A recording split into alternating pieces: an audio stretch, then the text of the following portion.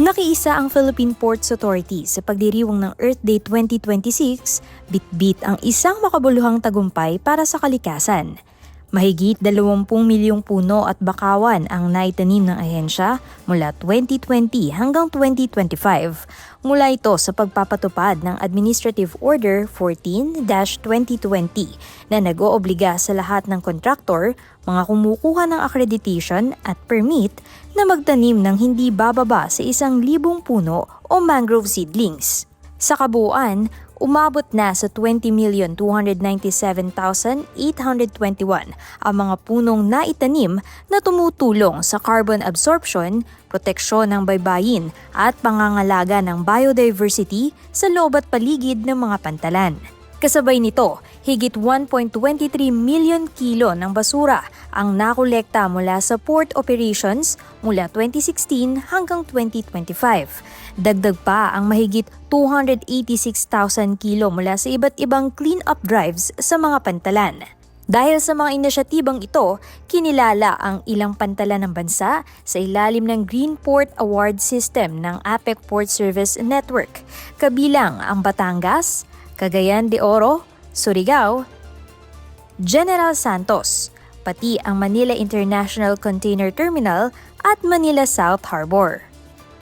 Ayon kay PPA General Manager Jason Tiago, nananatiling mahalagang haligi ng modernisasyon ng mga pantalan ang sustainability. Samantala, ramdam din ang selebrasyon sa iba't ibang panig ng bansa sa pamamagitan ng aktibidad ng mga Port Management Office.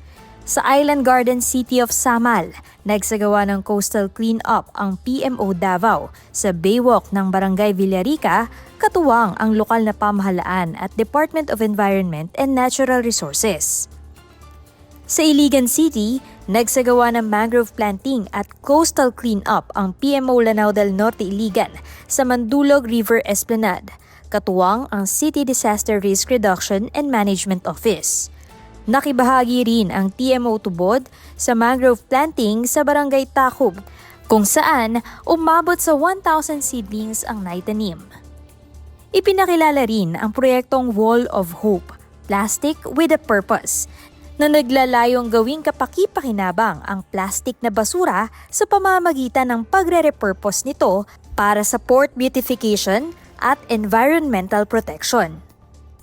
Nakiisa din ang PMO Misamis Occidental o ZAMIS sa isinagawang mangrove planting activity ng DENR sa baybaying bahagi ng Clarin, Misamis Occidental. Habang sa Maynila, pinangunahan ng PMO NCR North ang Move Green Earth Day Zumba 2026 na pinagsasama ang advokasya para sa kalikasan at kalusugan. Hindi rin nagpahuli ang PMO NCR South sa kanilang Zumba activity upang palakasin ang kamalayan sa pangangalaga ng kalikasan habang itinataguyod ang aktibong pamumuhay. Sa mga aktibidad na ito, pinapakita ng PPA na ang tunay na kaunlaran ay hindi lamang nasusukat sa masiglang paggalaw ng kalakalan at operasyon ng pantalan, kundi sa pangangalaga sa kalikasan. Jal Manalo para sa PPA TV.